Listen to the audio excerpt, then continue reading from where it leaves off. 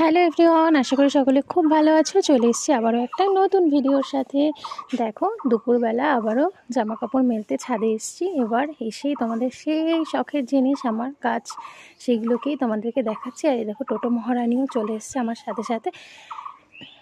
ছাদটা একটু অপরিষ্কার হয়ে আছে, ইচ্ছে আছে একদিনকে এটাকে পরিষ্কার করার, এখনও করে উঠতে পারিনি।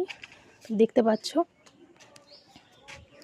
পরিবেশটা কত সুন্দর লাগছে, চারিদিকে গাছে আমের মুকুল। ধনে পাতাগুলো নিচ্ছি, এগুলো আমার লাগবে। রাত্রেবেলা ইচ্ছে আছে আলু পরোটা করার, তো আলু পরোটার জন্য আমি একটা চাটনি করি টক দইয়ের সাথে, সেটা ধনে পাতা দিয়ে বেশ ভালোই লাগে খেতে। সেই জন্য গাছের একদম ফ্রেশ ধনে পাতা তুলে নিচ্ছি।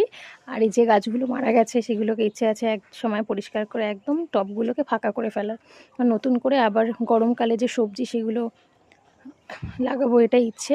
আর এই দেখো, বেগুনটাকে তুলে নিচ্ছি।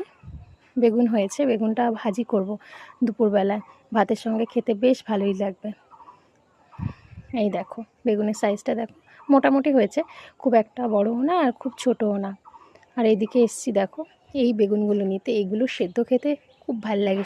সকালবেলা যখন গরম গরম ভাত হয়, তার সঙ্গে এই বেগুন সেদ্ধ হলে আর কিছুই লাগে না। তো ওই দেখো, তোমাদেরকে দেখাচ্ছিলাম ওখানে কতগুলো নয়নতারা গাছ লাগিয়েছি। আর এই যে বেগুনের গাছ, এগুলোও কিন্তু সব আমার বীজ থেকেই চারা বানিয়ে তারপরে গাছ তৈরি করা।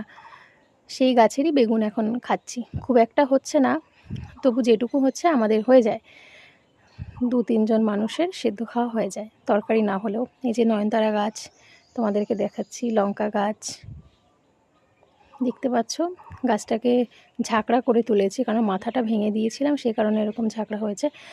এরকম হলে লঙ্কার পরিমাণটাও আমার মনে হয় বেশি হয়। চাটনি করার জন্য এই যে ফ্রেশ লঙ্কাও নিয়ে নিচ্ছি।